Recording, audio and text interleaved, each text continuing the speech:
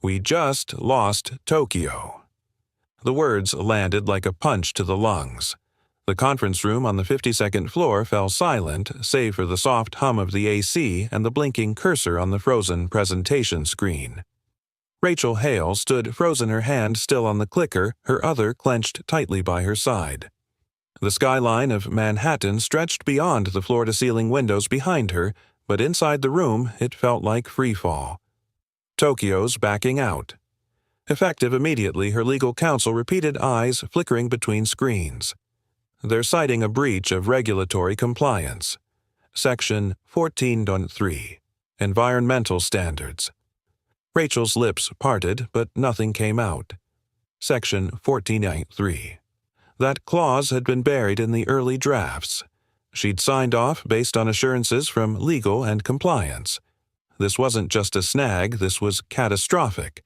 This was a $1.2 billion merger disintegrating mid-sentence. The board murmured. One by one, heads turned away from her. Some pretended to check their notes. Others, especially the two new partners, looked at her like a cracked dam. Not if, but when. "We'll reconvene in 30 minutes, she heard someone say. Probably Bryce. Smooth, expensive voice. Always ready to take the wheel when there's blood in the water. Rachel stepped back from the screen arms still by her sides. Her heels clicked softly as she crossed the room, not fast, not slow. Controlled. Always controlled.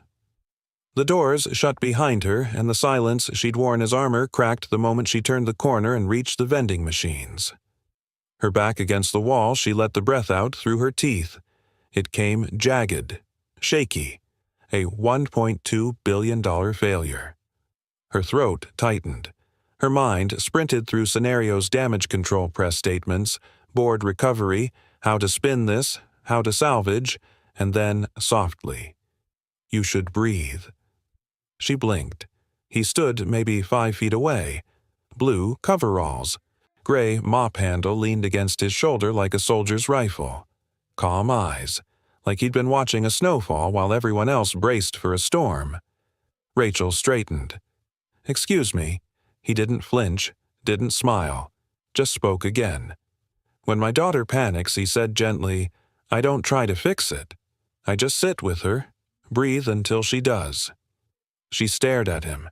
It was absurd, infuriating, completely inappropriate. And yet, for a beat, she couldn't move. He stepped forward not too close and slid a bottle of water into the vending machine slot. Didn't say another word. Just nodded once respectfully and walked off, pushing his cart quietly down the marble corridor. His words hung in the air like dust motes in sunlight. I just sit with her. Rachel stood still another moment, then picked up the bottle. It was cool in her hand. She didn't drink it. She returned to the boardroom. Bryce was already at the head of the table, sleeves rolled projection screen showing alternative headlines. "Here's what we're proposing for damage mitigation," he said, launching in with confident authority. Rachel sat. But this time, she listened. Not to Bryce, to her own heartbeat, to her breath, to the echo of a janitor's voice in the back of her mind. Down on floor 3, Mark Ellis wheeled his cart into the maintenance supply closet and closed the door behind him. The overhead light buzzed. He sat on the stool beside the shelves, hands on his knees, and let out a long breath. He hadn't planned to say anything. He never did. You speak too much and people start to expect answers. But there'd been something in her face. The way her hand trembled when she reached for the water. The same panic he'd seen in Lila's eyes 100 times when the world became too loud. He hadn't said anything brilliant. Just the truth. He picked up his phone and checked the time. 3:46 p.m. 2 more floors to finish before daycare pickup. The mop handle leaned against the corner. Steady, upright. He'd be home before the rain started. That night, Rachel couldn't sleep. Not because of the Tokyo fallout, though that weighed heavy, but because of that moment in the hallway. She pulled up Mark's file quietly, discreetly. Maintenance night shift. Hired 6 years ago. No disciplinary actions. No HR notes. No promotion requests. No red flags, no green ones either. Just quiet. She closed the file and stared out her penthouse window, the lights of Manhattan flickering like signals she didn't understand anymore. No one had ever told her to breathe. Not like that. Not when it wasn't a performance. Not when it wasn't calculated.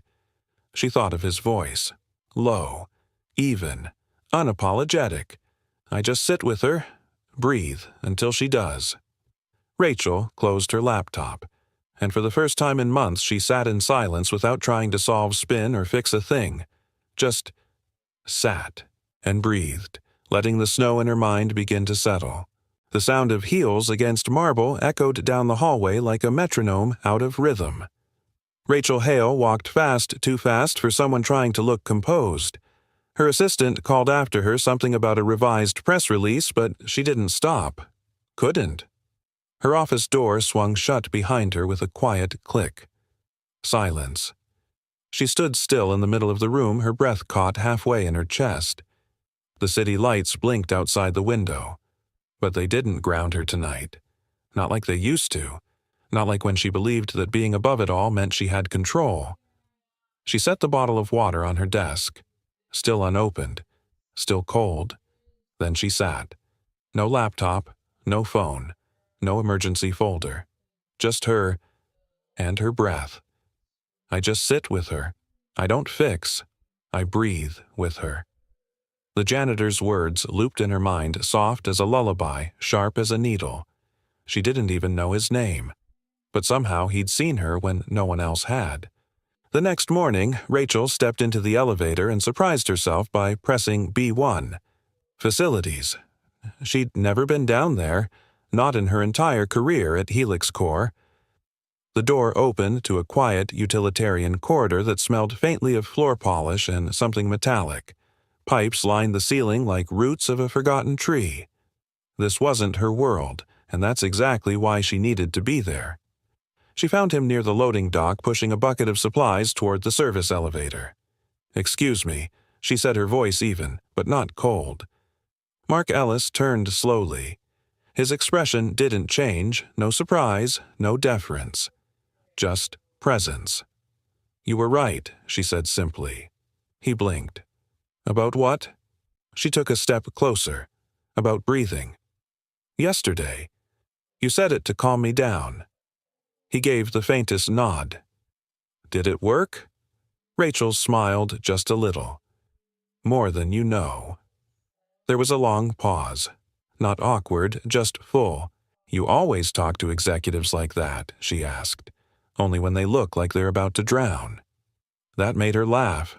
A real one. She hadn't done that in days. "I'm Rachel, by the way." "I know," he said. Then after a beat, Mark. She tilted her head. "What do you do?" "When you're not saving CEOs in hallways." He gave a soft chuckle. "Mostly floors, sometimes ceilings." Something about the way he stood, steady, humble, made her want to keep talking. But she didn't know how to linger in conversations that didn't have a target or a goal. So she simply said, "Thank you," and turned to go. But his voice stopped her. "You looked like someone who's always holding everything together for everyone else," he said. "That weight shows in the eyes. People think breaking is weakness, but sometimes it's just the body asking for a moment to be human." Rachel turned back to him, stunned. "How do you know that?" He hesitated. "Because I used to carry it too." He left it there, and she respected him for it. Later that afternoon, Mark finished up on floor 27 and took his usual break near the east stairwell, a quiet corner where the sun came in just right and no one bothered him. He took out the small sketchbook he always carried. Not for art, just quick diagrams, thoughts, quotes. Lila said that he didn't want to forget. Today, he wrote, "Power isn't in holding it together. It's in knowing when to let someone hold you." R. He didn't know why he wrote it. Maybe because it mattered that someone up there had actually listened. Rachel sat in her office, now alive with murmurs of recovery strategy meetings and investor reassurance calls. Bryce had emailed a full PR memo and proposed a shift in media narrative. It was fine, predictable. But something in her resisted that path. She opened a blank email. To herself. Subject notes. Janitor Mark. She hesitated, then typed calm under pressure. Knows what people need to hear. Observes what others miss. Speaks only when necessary and always with weight. She sat back. Mark Ellis, a man no one paid attention to, who might be the only reason she hadn't collapsed entirely yesterday. Was it strange that she felt safer talking to him than her own executive team? Yes, but it was also honest, and she was starting to crave honesty more than performance. That evening, Mark picked up Lila from her aftercare program. She came running out with mismatched socks and a huge grin, her backpack sliding off one shoulder. "Did you paint today?" he asked, noticing the green splotch in her hair. Lila nodded. "I made a snow globe." He smiled. "That." So she opened the backpack and carefully took out a paper globe glitter glued inside 3 stick figures holding hands beneath a silver sky. "This one's us," she said, pointing to the 2 bigger figures. "Me and you. And this one's someone new." Mark paused. "Who's that?" Lila shrugged. "Don't know, but it feels like they're supposed to be there." He looked at the small 3rd figure. He thought about Rachel, about her standing in that hallway, unraveling and holding on at the same time. He didn't know what role, if any, she might play in their lives, but his daughter had always sensed things before he did, and for the first time in a long time, Mark allowed himself to wonder what it might mean to let someone else in, even just a little. Back in the high-rise tower, Rachel stood by the large glass window of her office. The city sparkled beneath her, indifferent and alive. She reached into her drawer and took out the bottle of water, still unopened. She unscrewed the cap and took her first slow sip, letting it settle, just like he said. The whispers didn't start with malice. They never do. They started in the break room. "Did you hear she went down to the basement to talk to a janitor?" She thanked him. Out loud, they say she's cracking. First Tokyo, now this. But Rachel Hale didn't hear them. Or rather, she chose not to. She was learning how to let the noise settle. She sat in her office that morning with the blinds half drawn, sifting through files not on her current agenda. Personnel records. Maintenance division. She found him easily. Mark Ellis, hired March 15, 2017, position night shift, custodial staff. Previous employment, redacted education, redacted emergency contact, Lila Ellis, daughter, age 7. That alone was unusual. A child listed as emergency contact, Rachel picked up the phone and dialed her assistant. "Get me everything we have on Mark Ellis. Background, certifications, prior employment. And tell HR I want the full file, not the scrubbed version." There was a pause on the other end. "Yes, Ms. Hale. Right away." She leaned back, eyes narrowing. She wasn't looking for scandal. She was looking for truth. Something told her Mark didn't belong in the shadows he chose to live in, and people who hide their brilliance often have a reason. Down on floor 12, Mark stood quietly in the old records storage room. It wasn't technically his assigned task, but he often volunteered to clean there. No one else liked the dust, or the silence, but Mark liked being surrounded by what others threw away. Discarded blueprints, old risk assessments, technical audits, sometimes even high-level financial projections that never made it past Phase 1. He never took them. He just read. Sometimes reading made more sense than speaking. And lately he found himself lingering on Helix Corp's past acquisitions, especially the Asia-Pacific Partnership. Something in the timelines didn't quite track. But it wasn't his business. And besides, the last time he used his voice in a boardroom, everything fell apart. Back upstairs, Rachel opened the confidential file HR had just slipped onto her desk. Her eyes scanned. Former title Senior Systems Architect, Nixterra Energy.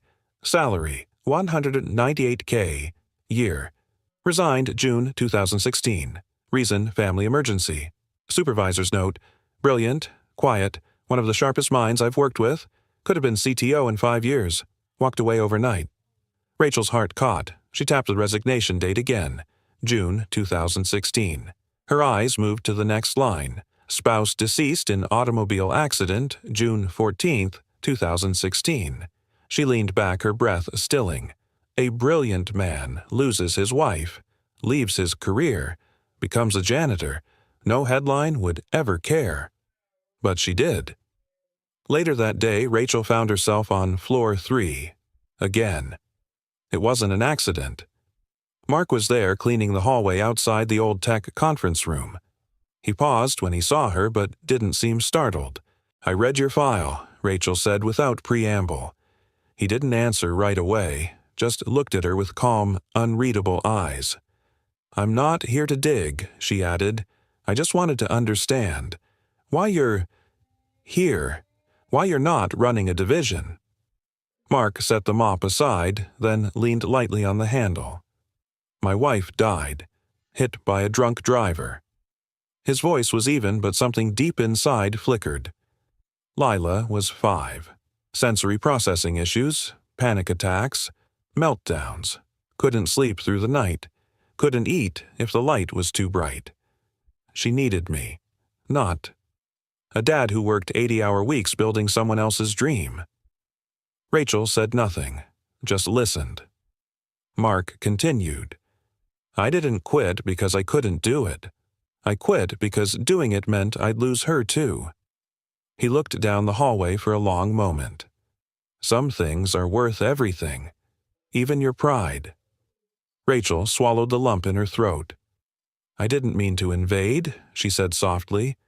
Just after what happened in the hallway, I couldn't stop thinking about you. The way you spoke, the calm in your voice. It wasn't just empathy, it was earned."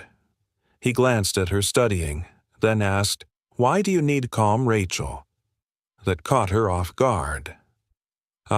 She hesitated, "because I'm tired of pretending I don't." That evening, Rachel sat at the edge of her couch, staring at an old photo tucked in the drawer. A black and white sonogram. 10 years ago. She remembered the hospital room, the silence when the heartbeat stopped. She remembered going to the next board meeting without shedding a tear. She remembered how everyone admired her for powering through, but no one ever said, "You should breathe." Meanwhile, Mark sat beside Lila on the couch, watching her carefully paint the inside of a cereal box. She was turning it into a soundproof, quiet box, her therapist's latest idea. "Daddy," she asked. "Yeah, do you ever miss your old job?" He thought for a moment. "No," he said, smiling softly. "But sometimes I miss solving big puzzles." She grinned. "Like when we do the 500-piece puzzles at night."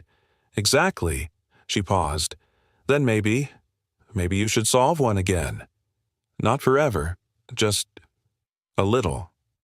Mark looked at her, at the glimmer in her eyes, at the way her fingers tapped the brush just so to calm herself. Sometimes the most profound permission in life comes from a child's simple sentence. The next morning, Rachel walked into the old tech room again. Mark was already there, sorting through cables. She cleared her throat. "We found a clause," she said. Mark looked up. "In the Asia-Pacific contract. A subsection buried in the old drafts. Legal says we overlooked it." He raised an eyebrow. 14.3. She stared. "You knew," he shrugged. "I overheard it mentioned in a call 3 weeks ago. Thought someone had caught it. They didn't." Silence. Then he said, "Check the dormant asset register. Line 7D. Rachel frowned. "What's there?" Mark gave the smallest smile. "Maybe nothing. Maybe your puzzle piece." He didn't offer more, and for the first time in a long time, Rachel felt like she wasn't just surrounded by people who followed orders, she was standing next to someone who actually saw patterns where others saw walls. She stepped back toward the elevator but turned just before the doors closed. "Why did you tell me that Mark met her eyes? Because you looked like someone finally ready to listen." It started with rain. A soft, misty drizzle brushing against the tall windows of floor 3 like whispered confessions. Rachel stood under the covered balcony just outside the stairwell landing, arms folded, watching the gray skyline disappear into fog. She wasn't supposed to be there. Not by rank, not by protocol. The balcony was mostly forgotten, used by junior staff for quiet phone calls or vending machine snacks. But she needed quiet. And lately the top floor felt louder than ever. A door creaked behind her. She didn't turn. But she knew who it was. Mark stepped beside her, not asking for permission, not offering small talk. Just standing in silence as the city sighed, rain into the wind. "You always find the quiet places," she murmured. "You always find me in them," he replied. She smiled just a little. "Maybe I'm learning." A pause. Then she turned toward him. "How do you do it?" "Mark, stay calm when everything falls apart." He didn't answer right away. Instead, he pulled something from his pocket. A small snow globe. Inside a miniature cabin, a pine tree, a trail of glitter frozen in midair. He handed it to her. "I gave this to Lila. After her first panic attack," he said. "She used to throw things, scream, bang her head. Nothing helped. Not words, not hugs, but this." Rachel tilted it gently, watched the glitter swirl, then settle. She'd shake it hard, really hard, and everything would go wild inside. Mark continued. "But then, I'd tell her, just hold it, let it settle. Watch what appears once the storm stops." He looked at her. Turns out that little globe taught her more about herself than therapy ever did. Rachel stared at the tiny world inside the dome. It reminded her of her own life, perfect on the outside, storming within. "I haven't let anything settle in 20 years, she whispered. Mark's voice softened. "Then maybe it's time to stop shaking the snow." She held the globe for a long moment. "You ever feel like you're just pretending to be strong until no one looks close enough to call you out?" He chuckled quietly. "Every day. Especially the days I cry in my truck before work." She turned to him, surprised. "You." He nodded. "Strength isn't about not breaking, Rachel. It's about knowing when it's okay to crack, and who you let see it." Her breath caught, not from pain, from resonance. For the first time, she didn't feel like a CEO speaking to a janitor. She felt like a woman, seen by a man who didn't need a title to understand her. Later that day, Rachel brought the snow globe back to her office. It sat quietly on the edge of her desk, next to a stack of folders no longer quite as important. She stared at it during a call with Bryce, only half listening as he outlined the media rotation for damage control. "We've confirmed a press push with Forbes and Bloomberg," he was saying. "I'll be the face, of course, until things stabilize." She cut in. "No." "Silence." "No," Bryce echoed, confused. "I'll do the press rounds myself," Rachel said calmly. He chuckled. "Rachel, you're exhausted. You need distance from this." "A figurehead." "I'm not a figurehead," she said. "I'm the one who let it fall apart, and I'm the one who'll stand up and say we've learned something." She ended the call before he could protest. She turned back to the snow globe. The glitter had settled, and for once, so had her mind.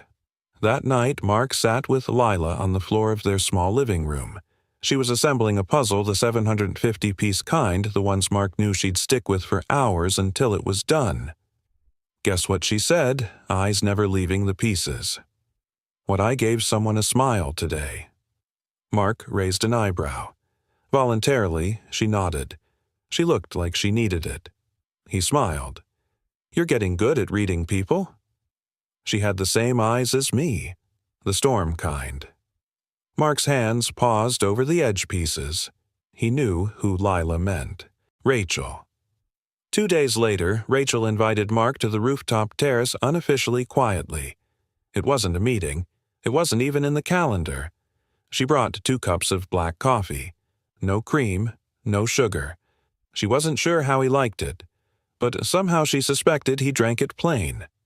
"Why'd you leave engineering?" she asked once they sat. He looked at her. Not defensive, just quiet. "I told you, Lila needed me." "No," she said gently.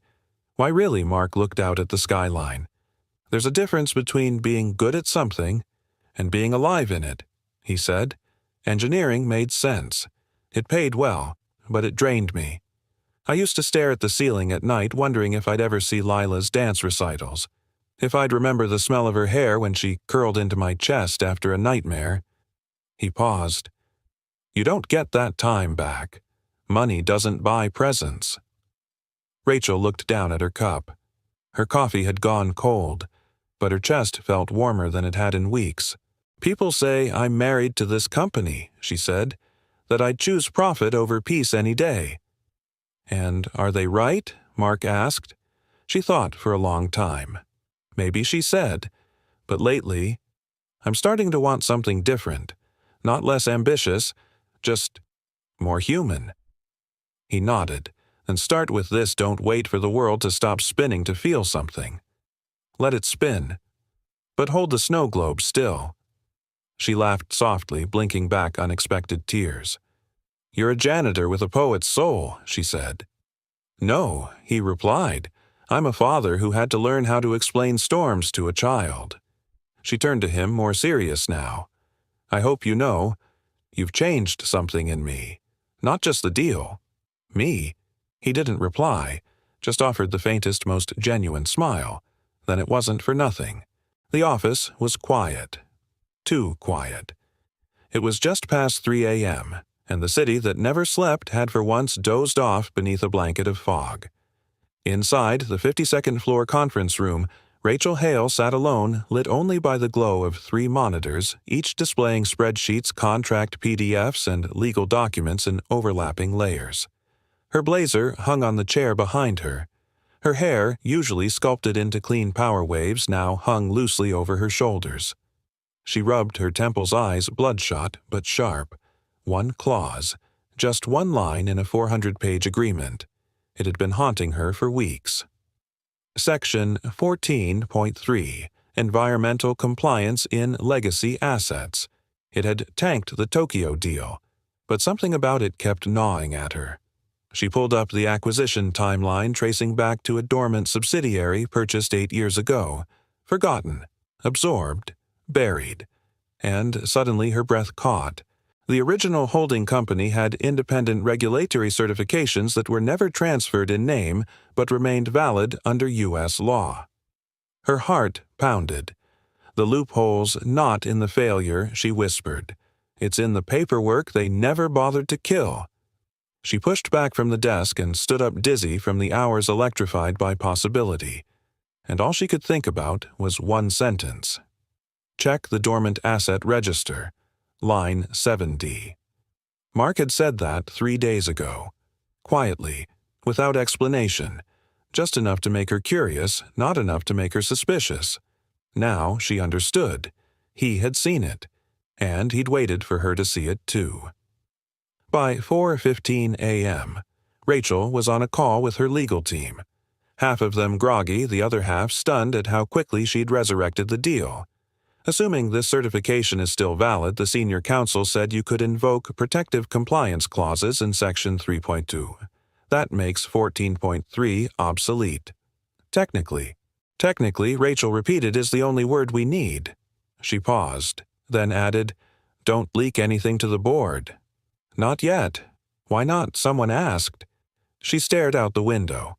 Dawn was beginning to blush faint orange across the skyline. Because I want to tell them myself. And when I do, he's going to be in the room. Silence. Who? Rachel smiled faintly. The janitor. Click.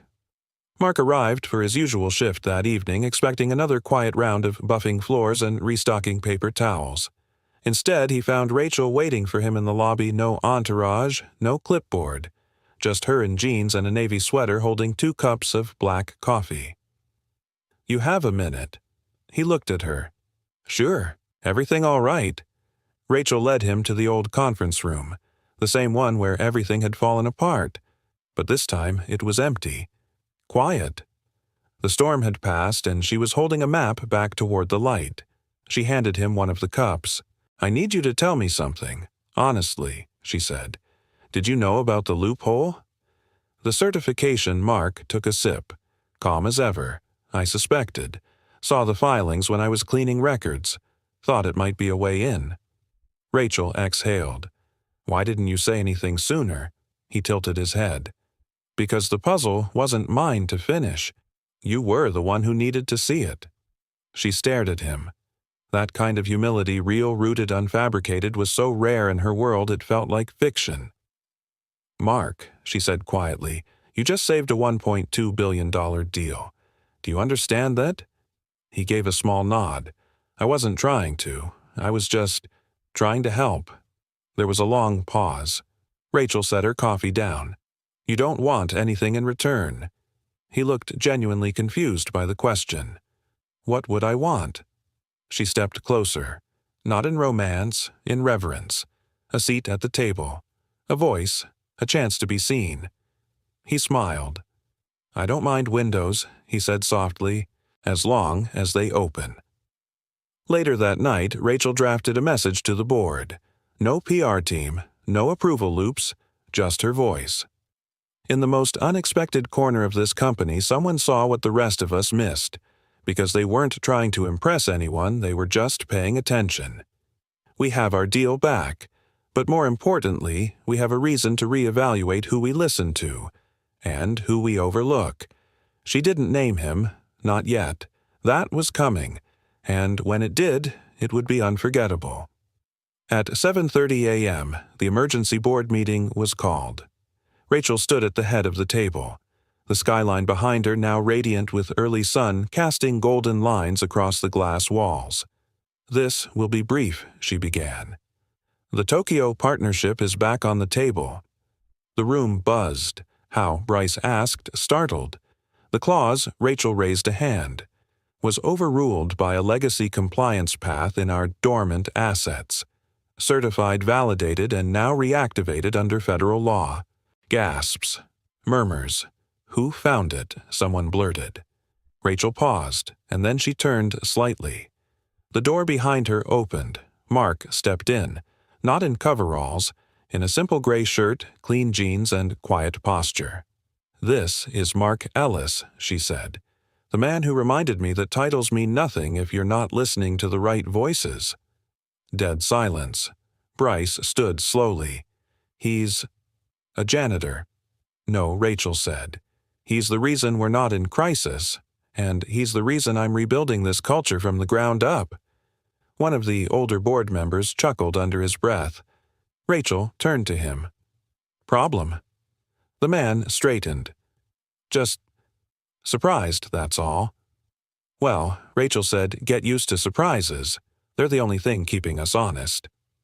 As the meeting broke up, Mark quietly moved toward the exit. He wasn't lingering. Wasn't posing, just leaving. Rachel caught up to him near the elevator. You don't like rooms full of suits, do you? Mark grinned. Feels like a bad dream I've already woken up from. She laughed, then looked at him more seriously. Thank you for staying with the puzzle, even when no one else saw the pieces. He shrugged. Sometimes being outside the picture frame lets you see the whole thing. She looked at him, eyes warm. Then almost shyly she pulled something from her coat pocket. His snow globe. She held it out to him. I think it's time you got this back. Mark took it, but instead of putting it away, he shook it once. They both watched the glitter swirl, settle. And with it, something unspoken between them did too. The press conference was scheduled for noon.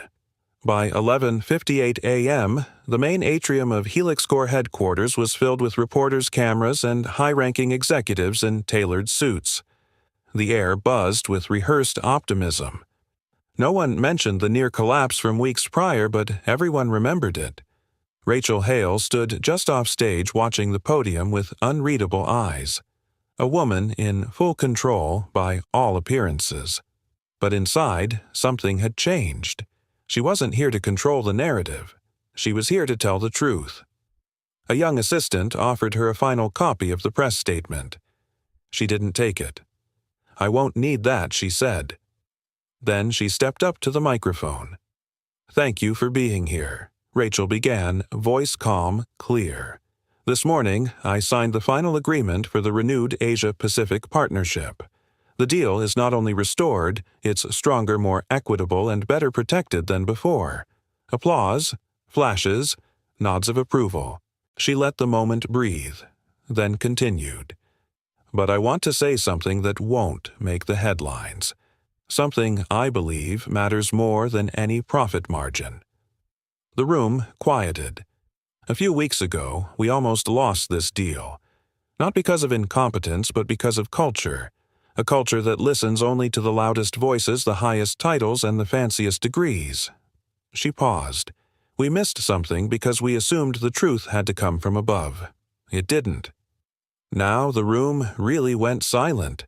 There was a person who saw the loophole before anyone else. He saw it not because he was assigned to, but because he paid attention, because he cared. And when the moment came, he didn't claim the stage. He didn't demand recognition. He just offered a quiet nudge, and let us take the credit. Rachel looked out across the sea of suits and screens. His name is Mark Ellis. He works night shifts in our janitorial division. And if not for him, we wouldn't be celebrating anything today. Gasps, murmurs, heads turned. Mark isn't here, she continued, because I didn't ask him to be. Not yet. He doesn't like crowds. But I hope one day when he's ready, this company is the kind of place where people like him are not just thanked, but heard. She stepped back from the mic. No slogans, no spin, just truth. And in the back row, a junior assistant who had once shared an elevator ride with Mark wiped away a tear. Down on floor 2, Mark turned off the live stream on his phone. He sat alone in the break room lunch untouched. He'd known she might mention him, but he hadn't expected that. His fingers tightened around his thermos. He wasn't used to being seen, being useful. Sure, being essential. Maybe. But being seen, that was different. Back upstairs, the after-conference reception swirled with buzz and chatter. Bryce approached Rachel, champagne in hand. "Well played," he said with a forced smile. "The whole humble hero, angle, genius, PR." Rachel didn't blink. It wasn't an angle, and I don't need PR for truth. Bryce laughed it off, but his grip on the flute tightened. She turned to leave, then paused. "By the way," she said over her shoulder, "I'm creating a new internal initiative. It's called Voices Behind the Curtain. We'll host monthly listening sessions, anonymous, open to every department, including custodial cafeteria security." Bryce scoffed. "That's cute. But do you really want janitors telling you how to run a billion-dollar firm?" Rachel faced him fully now. "No," she said softly.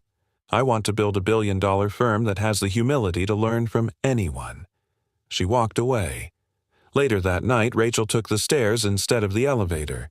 She needed the quiet. Her heels echoed as she descended into the lower levels, past the marble into the concrete halls where no one took selfies and no one wore perfume. She found Mark near the service entrance wiping down a supply cabinet. "I saw the conference," he said without turning. "I figured you did."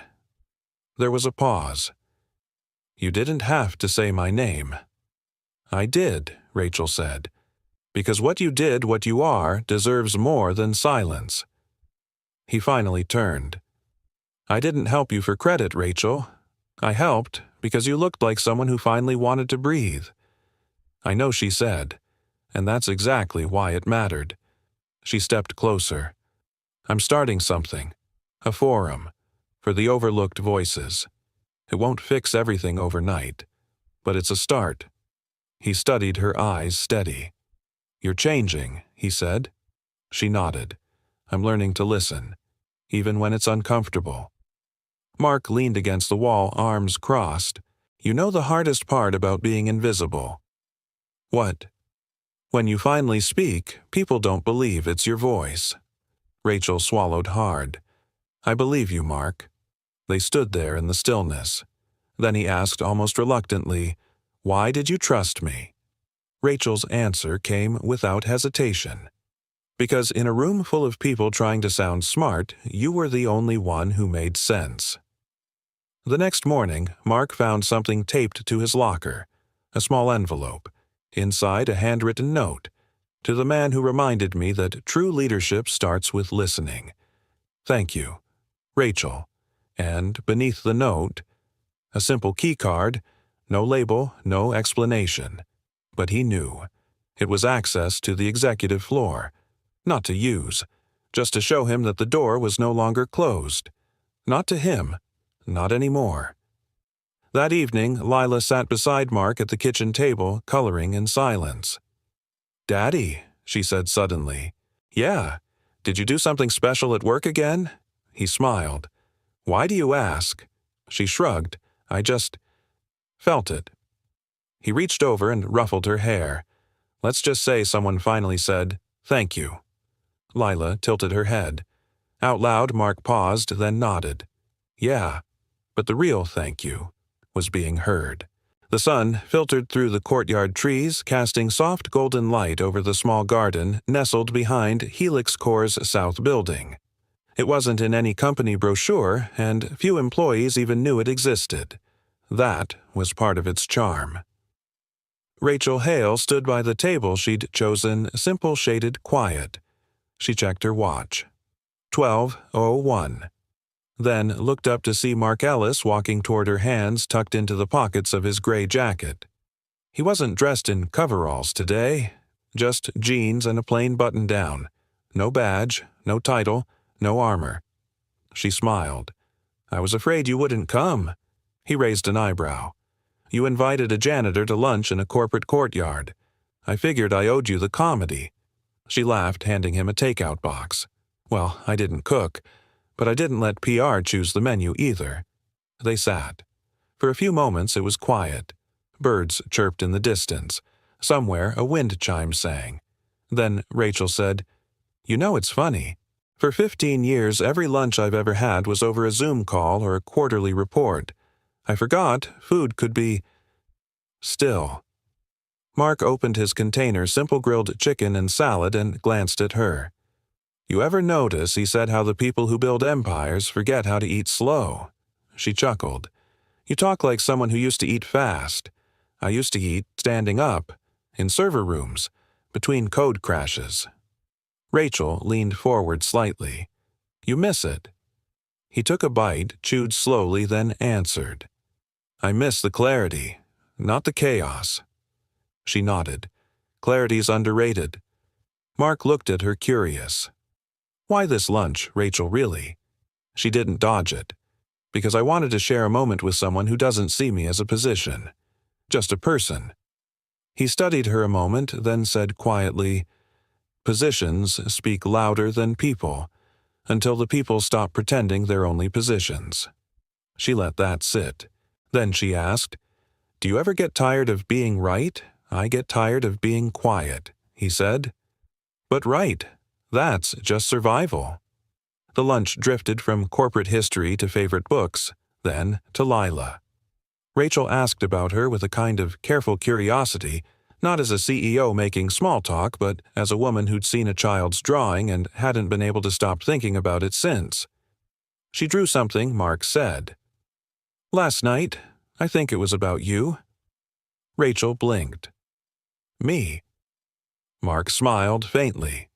3 stick figures, under a sky full of stars. One of them had high heels and a coffee mug. Rachel's chest warmed. "I'd love to meet her someday," she said softly. "Only if she's okay with that." Mark nodded. "She doesn't trust easily, but she senses intention better than most adults I know." They finished lunch in quiet companionship. No agendas, no metrics, just presence. Before they stood to leave, Rachel turned to him. "You've seen so much of me, without ever asking for more." "That's rare, Mark." He looked her in the eyes. "I don't need more. I just need real." Later that afternoon, Leila waited near the company's side entrance sketchbook in hand earbuds in place, swaying slightly to the beat of her favorite sensory playlist. The world was loud today, too loud, but she trusted this spot. It was where Daddy always came out. Except today, he wasn't alone. Rachel walked beside him, stopping short when she saw Lila. Mark crouched down. "Hey, kiddo. This is Rachel, the one from the story." Lila looked up slowly, eyes cautious but curious. Her fingers twitched against her notebook, a small coping movement she didn't even realize she made. Rachel didn't bend down, didn't coo, didn't try to shake hands. She just said gently, "Hi, Lila. I love your art." Lila tilted her head. "How do you know your dad showed me the stars?" Lila blinked. Then, slowly, she opened her sketchbook. On the page was a new drawing. 3 people. One tall with glasses, one with wild curls, one holding a snow globe. "That one's you," Lila said quietly, pointing to the 3rd figure. Rachel's throat tightened. "Why me? Because you stopped the shaking." Silence. Then Rachel crouched, not to level down, but to get closer to the truth. "You gave me that snow globe," she said. "You just don't remember." Lila's lips curved just barely. Then she handed the page to Rachel. "You can keep it," she whispered. Mark watched from a step back, eyes full. It was the first time Lila had offered a piece of her art to anyone outside family. He saw it. Rachel saw it. They both knew it was more than a drawing. It was trust. That night, Rachel sat on her couch, the sketch framed on her coffee table. She'd called her assistant to cancel the rest of her evening. Not because she was tired, but because something inside her was waking up. The part of her that remembered why she started Helix Core to begin with, not for market dominance, but to build something that mattered. And now, for the first time in a long time, she felt like she was starting to matter. Not just as a CEO, but as a human being, as someone who had been allowed into a little girl's world not through status or strategy, but through stillness, and the willingness to stop shaking the snow. It was a Saturday. The kind of quiet morning that smelled like cinnamon toast and sounded like birdsong just outside the window. Rachel stood on the worn front porch of a modest house tucked in the shade of a tree-lined street, nothing like the penthouse views she was used to. She hesitated before knocking. The wood beneath her heels was a little warped, the welcome mat faded but sincere. For a second she wondered if this was a mistake. Then the door opened. Mark stood there in a soft gray t-shirt, jeans, and bare feet. No badge, no mop, just him. "You came," he said simply. "I said I would," she replied, her voice soft. He stepped aside to let her in. The air inside was warm, comfortable in the way that couldn't be staged. There was no marble, no curated decor, just soft lighting shelves filled with books and toys and the faint hum of a noise machine in the background. Lila sat cross-legged on the floor, headphones on, lining up her markers by color. She looked up and gave a tiny nod. Rachel smiled at her. "Hi again." Lila took off one earbud. "You can sit, if you want." Mark gestured to the couch. Rachel took a seat carefully, as if the room had its own rhythm and she didn't want to disrupt it. "This is a quiet house," he said, handing her a mug of chamomile tea. "We listen more than we talk here." "I could use a place like that," Rachel said. "Most rooms I walk into are full of noise pretending to be importance." Mark chuckled. "Noise pretending to be importance. That should be a plaque." She looked around, taking it in. "It's beautiful, Mark. Not in the magazine way, in the real way." "Real's all we've got," he said. Later, Rachel followed Mark into the kitchen while Lila remained in her world of drawings and rhythm. "She's calmer today," Rachel noted. Mark nodded. Took a while to find what helps. Doctors had their theories, but what really worked was learning her language. Rachel leaned on the counter, which is silence, texture, pattern, the music of predictability, and spaces that don't rush her. He opened a small wooden box on the counter. Inside were objects that didn't seem to belong together: smooth stones, dried lavender, small puzzle pieces, even a swatch of velvet. "Her grounding kit," he explained. "Each one helps her feel when the world gets too loud." Rachel picked up the velvet. "You made all this yourself?" Mark nodded. "Therapists gave us frameworks, but love had to fill in the rest." She looked at him for a long moment. "You know, you may have left engineering, but you're still building systems. Just quieter ones." He smiled. Best projects I've ever worked on. After lunch, Rachel offered to help clean up, but Mark waved her off. You're the guest, he said. Besides, Lila wants to show you something. Rachel followed the girl into her room. It was small but bursting with personality paintings taped to the wall, glowing stars on the ceiling, a hammock chair swaying gently by the window. Lila handed her a worn shoebox.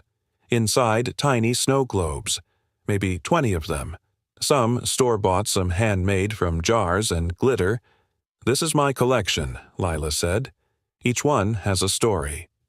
Rachel picked up a globe with a tiny paper tree inside. What's the story of this one? That one's for when I felt invisible, Lila replied matter-of-factly. But Daddy sat with me until I felt real again. Rachel blinked back tears. Lila tilted her head.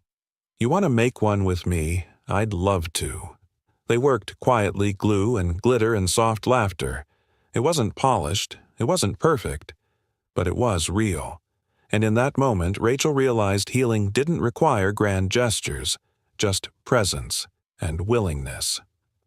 Later, Rachel sat on the porch with Mark sipping her second cup of tea. The sun was beginning to dip behind the trees. You've created something sacred here, she said, and you did it while the world called you invisible. Mark looked out toward the sidewalk, then back at her. You don't need the world to see you. You just need one person to look without blinking. She nodded slowly. I blinked a lot, she admitted. My whole life was one long performance. If something cracked, I patched it. If something trembled, I silenced it. I thought being strong meant being untouchable. And now, she turned to him. Now, I think, being strong means being reachable. There was a long silence between them. Then she asked quietly, Do you miss her? He didn't need clarification. Every day, he said. Rachel reached out gently, placing her hand over his. I lost someone too, she said. A long time ago. No one ever saw it. I didn't let them. Mark didn't move. Just listened. I had a miscarriage, she said. Voice barely above a whisper. 10 years ago, I went to a meeting the next morning. Closed a funding round. They called me a machine. His hand closed gently around hers. You weren't a machine, he said. You were surviving. Rachel looked up at him, tears glistening but not falling. I'm tired of surviving. Mark's voice was low, steady. Then maybe. It's time to live. Inside, Lila placed the snow globe they'd made together on her windowsill. 3 small figures inside.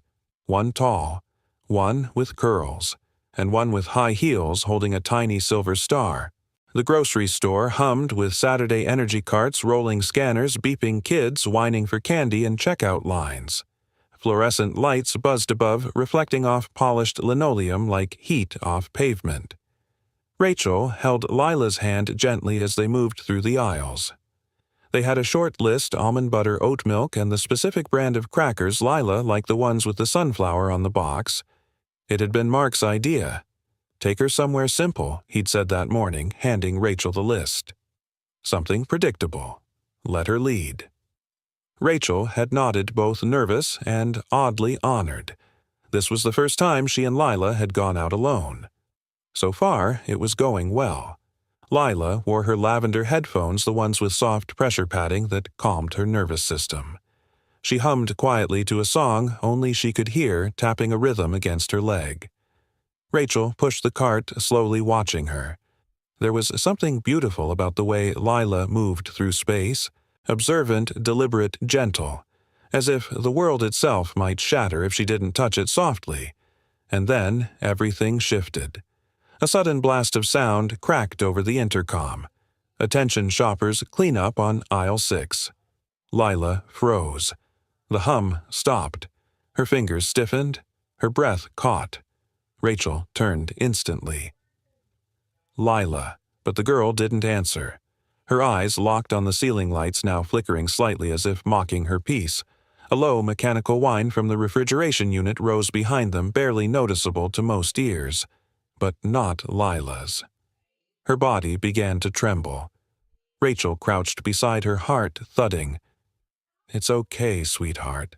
It's just a sound." Lila shook her head, her voice barely a whisper. "It's too loud inside my skin." Rachel's throat tightened. The meltdown was coming. People began to look. A man with a cart full of soda stared. A mother pulled her child a little closer. Rachel knew this moment, not from experience but from Mark's stories. She remembered his words. When the world spins too fast, don't try to stop it. Sit in it. Let her know she's not spinning alone. Rachel took a deep breath. Then, slowly, she sat down on the floor beside Lila, right in the middle of aisle 5. No hesitation, no shame. She leaned closer and said softly, "It's just snow in the globe, remember?" Lila's breath hitched. Rachel continued, voice even slow like a heartbeat. "Everything's swirling right now, but it's not broken. It's just moving. We'll wait until it settles." Lila's fingers loosened. Her shoulders dropped half an inch. Rachel reached into her own purse, pulled out the small glitter globe Lila had given her last week, their globe, the one they'd made together. She held it between them. Lila stared at it. Her breathing slowed. Then, finally, she took the globe and clutched it to her chest like a lifeline, and whispered, "Thank you." Rachel didn't realize she was crying until a drop hit her wrist. The man with the soda cart looked away. The mother smiled faintly. No one spoke, but something holy had just happened in the middle of a grocery store. 10 minutes later, they sat in the parking lot. Lila in the back seat, sipping from a juice box.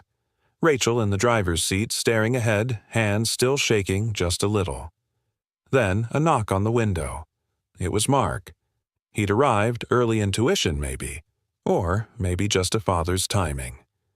Rachel rolled down the window. She had a moment, she said. Loud noise, flickering lights. I didn't know if I could handle it. Mark looked past her at Lila, who waved gently from the back. Then he looked back at Rachel. "You didn't handle it," he said. "You joined her in it. That's the difference." Rachel swallowed. "I sat on a grocery store floor." Mark smiled. Then it was the right floor. He opened the passenger door and got in beside her. They sat in silence for a while. Then Rachel said, "I used to think leadership meant always standing, always knowing, always guiding." And now he asked. She turned to him. "Now I think real leadership might mean learning how to kneel." Mark exhaled slowly, as if that sentence had landed somewhere deep inside him. Then Rachel added, "She reached for the snow globe. The one we made together. That's what grounded her." Mark's eyes softened. She remembered. Rachel nodded. She remembered that someone would stay until the glitter settled. That night back at the house, Lila placed the snow globe on her shelf beside the others. She didn't say much, just looked at it for a long while. Mark sat beside Rachel on the front steps, coffee in hand.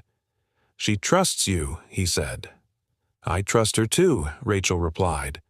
Mark turned to her. "You didn't just survive today, Rachel. You listened, without trying to fix, without forcing peace." She met his gaze. "I think, for the first time in a very long time, I feel like I belong to something that doesn't require me to perform." Mark's voice was almost a whisper. "That's what home feels like." Rachel didn't answer right away. Then she leaned her head gently on his shoulder. And in the hush of twilight, with the porch light glowing behind them and the sound of Lila humming faintly from her room, Rachel closed her eyes. Not because she was tired, but because for once she felt safe. The air was thick with memory. Rachel stood in front of a modest red brick building nestled between two faded oak trees on the east side of town. The plaque beside the front steps read, "St. Clair's Assisted Living Center." It had been 9 years since she last stepped through these doors. She didn't plan to return ever, actually, but something inside her had shifted slowly and undeniably. And now she was here. Her mother was waiting. Inside, the receptionist smiled politely and led her to a sunlit room at the end of the hall. Paintings of sailboats and sunsets lined the corridor walls, but they felt more like placeholders for conversations no one wanted to have. The door opened, and there she was, Catherine Hale, hair white now, eyes sharp as ever, sitting in a wingback chair with a crossword in her lap and that familiar look, half judgment, half disappointment etched across her face like it had never left. "I was wondering when you'd show up," Catherine said, not looking up. Rachel stepped inside slowly. "I didn't come for an argument." Catherine finally met her eyes. "Then you came to the wrong woman." Rachel pulled a chair over and sat down. For a moment, neither of them spoke. The air felt like it might crack.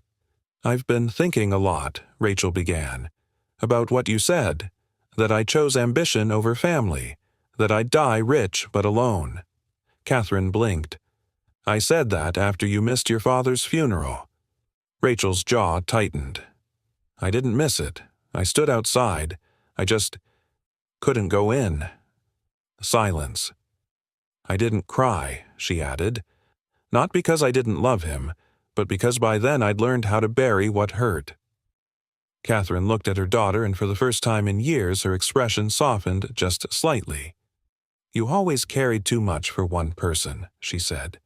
"I watched you build walls and call them towers." Rachel let out a shaky breath. "I thought power meant never breaking." "No," her mother whispered. "Power is breaking, and choosing to rebuild softer." Rachel looked down at her hands. "I met someone," she said. Catherine raised an eyebrow. "Is he rich?" "No," Rachel smiled. "But he's whole, and he taught me something I never learned from shareholders or boardrooms." She paused. "That strength isn't about being untouchable, it's about being reachable." Her mother leaned back in her chair, gaze drifting to the window. "Your father would have liked that," she said. "He was a gentleman in a loud world." Rachel closed her eyes for a moment, letting that thought settle. Then Catherine asked, "Does he love you?" Rachel opened her eyes. "He sees me," she said, "and he listens, even when I don't know how to speak." Her mother nodded slowly. "Then don't let the noise pull you away. The world will always try to convince you that love is a distraction." She reached forward, her hand trembling slightly, and placed it over Rachel's. "But love is the only anchor." That night Rachel didn't go back to the penthouse. She went to Mark's house. The porch light was on, the door unlocked. A soft hum of piano music played in the background. She stepped inside. Mark looked up from the dining table, surprised but not startled. "Hey." She dropped her coat on the chair, walked straight over to him, and wrapped her arms around his chest. Not desperate, not performative, just real. Mark held her without question. "I saw her," Rachel whispered. Mark pulled back gently, his hand brushing a strand of hair from her face. "Your mom," Rachel nodded. "And I didn't fight her. I just told the truth and listened." Mark smiled. "You okay?" Rachel let out a breath. "No, but I'm honest, and that's new." They sat down on the couch together. The room was dim lit only by the soft glow of Lila's nightlight down the hall. "I've spent most of my life performing," Rachel said, "holding rooms, winning battles, protecting image. But today, something in me broke open." Mark leaned back, arms resting behind his head. "Sometimes you don't know how tightly you've been holding your breath until someone hands you silence." Rachel turned toward him. "I want more of this," she said. "Not just the quiet, but the truth that lives in it." Mark nodded. Then, with a voice that felt like steady rain on a window pane, he said, "You don't need to be impressive here. You just need to be here." Rachel blinked, and for the first time in decades she realized she had nowhere else to be. Later that night she knocked softly on Lila's door. The girl sat up in bed, rubbing her eyes. "Hey," Rachel whispered. "I brought something." She held up a small tin box covered in stickers. Inside, bits of ribbon, a feather, a seashell, a smooth glass stone. A grounding kit. "I made one," Rachel said. "Not because I know exactly how, but because I'd like to learn. From you." Lila stared at the box, then back at her. Finally, she took it, placed it gently on her nightstand, and lay back down. "I think you're learning fast," she mumbled. Rachel smiled, brushing her hand gently through Lila's curls. "Thank you," she whispered. And in the soft glow of that stormless room, 3 lives each carrying their own shattered pieces began to feel like they were part of something whole again. Not because they'd fixed everything, but because they'd chosen to be present inside the mess. Together. The glass walls of Helix Core's main auditorium shimmered under the late morning sun. Dozens of chairs had been set up in loose circles, no stage, no hierarchy. Just open space. It wasn't a press event, no cameras, no investors. This was something different, something Rachel had never done before, something Helix Core had never been before. She stood at the back clipboard in hand, but she wasn't here to manage. She was here to listen. Mark stood beside her, quietly observing. He wore a collared shirt, not too formal, but different enough that a few people double-taked when they saw him. "You ready?" Rachel asked. Mark looked out at the gathering employees, engineers, receptionists, security guards, kitchen staff, janitors, assistants, interns. Then he said, "I'm not sure anyone's ever ready to be heard, but we start by showing we're willing." Rachel nodded. "Then, let's start." The event was called Open Mic Voices Behind the Curtain. No one was required to speak. No one was expected to. But everyone was invited. A junior marketing associate went first. Nervous, shaky, but honest. "I was scared to bring up burnout because I thought admitting it would mean I wasn't cut out for the job," she said. "Now, I know silence burns worse." An IT support technician followed. "I've worked here 6 years and no one's ever asked me what I see from the help desk. Today, I'm saying it. We don't need more tech. We need more trust." The room grew still. Not tense. Attentive. One by one, voices rose, some soft, some strong, all real. Then, a quiet rustle at the back. An older man in a faded maintenance vest stood up. Gray at his temples, calloused hands, voice like gravel. "I've cleaned these halls longer than most of you have sat in them," he said. "I've seen people cry in stairwells and laugh in break rooms when no one's watching. I've picked up your trash and your forgotten ideas." He paused. "And today's the first day I've ever felt like I'm not invisible." Rachel felt a sting behind her eyes. The man nodded once, then sat down. No applause, just reverent silence. And then from the side of the room, Lila's small voice piped up. "Can I say something too?" Heads turned gently. Mark stood frozen for a second, but Rachel placed a reassuring hand on his arm. "Let her," she whispered. Lila stepped forward, holding a small paper in her hand. Her steps were slow but steady. "I don't work here," she began, "but I made something." She unfolded the paper and held it up. It was a drawing. 3 figures, holding hands beneath a window. Above them, the words, "Don't let Daddy stay behind the window again." A soft gasp echoed from somewhere in the crowd. Lila continued, "My dad is smart and kind. He helps people calm down when their brains get stormy." She looked straight at Rachel, and Rachel helped him remember that he deserves to be seen too. Mark's face was unreadable. His hands tightened around the edge of the folding chair. Rachel knelt beside Lila, steadying her.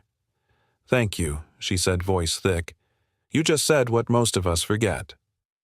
Lila nodded, then walked back to her seat beside her dad. He hugged her silently, burying his face into her curls. After the event, employees stayed long after the chairs were stacked and the coffee turned cold. Conversations sparked. Departments mingled that never had before. Something real had cracked open. Rachel and Mark stood in the corner, taking it all in. "You okay?" she asked softly. Mark's voice was low. I didn't realize how long I'd been pressing my face to the glass, watching the world happen without me. Rachel turned to him. "You didn't just walk through the window today, Mark. You rebuilt it." He looked at her. "With you." A long pause. Then Rachel said, almost whispering, "You changed this company without asking for anything." Mark's answer came slow, but certain I didn't want anything. But now, I might want something. She held his gaze, like what he took a breath, like a life. That doesn't end when I clock out. She smiled. Then let's build it. That evening, Rachel found herself standing in front of a different kind of window, the one in Mark's modest living room. Lila was asleep on the couch, a blanket pulled up to her chin. The snow globe they'd made together rested on the windowsill, catching the amber light of sunset. Mark walked up beside her, holding 2 mugs of tea. "You ever think the world moves too fast?" she asked. "All the time," he replied. "But maybe the point isn't to catch up. Maybe it's to slow down." She looked at him, eyes soft. "You taught me to slow down. You taught me that being seen doesn't start with shouting, it starts with stillness." He handed her the tea. "And you taught me that stillness doesn't mean disappearing." They stood quietly as the last light faded beyond the trees. And for the first time in a long time, neither of them felt like they were behind the glass. They were inside the story now. Together. It was quiet on the rooftop. The wind rolled softly off the Hudson, brushing past rows of string lights and potted plants along the ledge. The hum of the city below was distant now, like a lullaby, not a roar.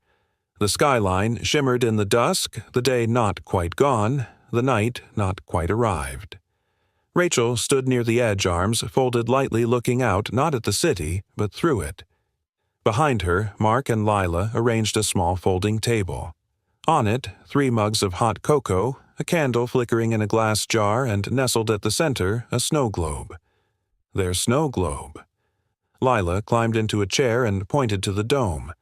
"I added stars this time," she said proudly. "You can only see them when you turn off the light." Mark smiled. "Just like real stars." Rachel turned back toward them, eyes soft. "You ready?" Mark asked. She walked over and sat beside them. "I've been ready," she said. "I just didn't know what for." They didn't speak for a moment. They just sat, 3 people who had arrived at this table not by accident, but by 1,000 tiny choices that had led them here. Lila reached into her pocket and pulled out a folded piece of paper. "I made a new family sketch." Rachel opened it gently.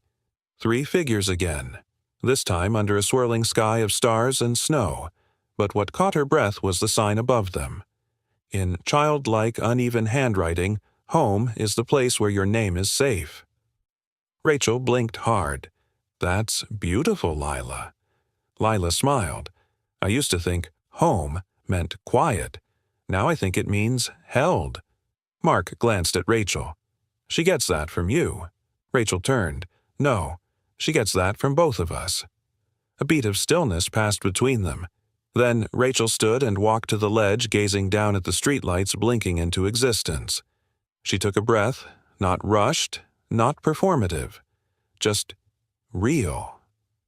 "You know," she said softly, "my whole life I was trying to build something that mattered. A company, a name, a legacy." Mark came to stand beside her, and now she turned to him, voice quiet but unwavering. "Now I think legacy isn't what you build above people. It's what you build with them." He reached for her hand. Not a grand gesture, just presence. Some things, he said, are only built in silence. She looked down at their fingers interlaced. And some things, she whispered, are only found when the noise ends. Later, they sat around the table again. Lila placed the snow globe between them and gave it one gentle shake. The glitter swirled like memory, like motion, like life. Rachel watched it settle. Mark leaned in, speaking low, tender. "I don't know what this is, Rachel. You and me. This life. It's not what I planned." She met his eyes. "Maybe it's not about knowing. Maybe it's just about staying." He smiled, and for once it wasn't cautious. "Then I'm staying. For as long as it takes." They sat back. The candle flickered. The sky dimmed into indigo. Below them, the city pulsed on. But up here, time slowed. Hearts spoke without needing volume. And silence. No longer meant loneliness. It meant peace. It meant presence. Somewhere down the hallway from the rooftop, someone had started a piano in the break room. Notes drifted through the vents like a blessing. Lila closed her eyes, swaying slightly to the melody. Then she said, "This feels like the end of a story." Rachel looked at her lips curving into something warm. "No, sweetheart. This is the chapter where we finally stop running." She paused. "This isn't the end. This is where we learn to live in the stillness. Together." Lila nodded and curled up on the bench, resting her head against Rachel's side. Mark reached for the snow globe once more. He held it up, watching the last flecks of glitter fall. And in that quiet, sacred moment, 3 lives, each once broken in their own way, found a rhythm that didn't need fixing. Just honoring. Because healing doesn't always look like fanfare. Sometimes it looks like staying. Sometimes it looks like seeing. And sometimes it looks like a snow globe finally settling. And maybe that's what we all need sometimes. Not someone who fixes everything, but someone who simply stays until the storm settles, until the fear fades, until the silence feels safe again. Now, I want to hear from you. Where are you watching from? Is it a quiet town in the Midwest? A big city by the coast? Or somewhere halfway across the world?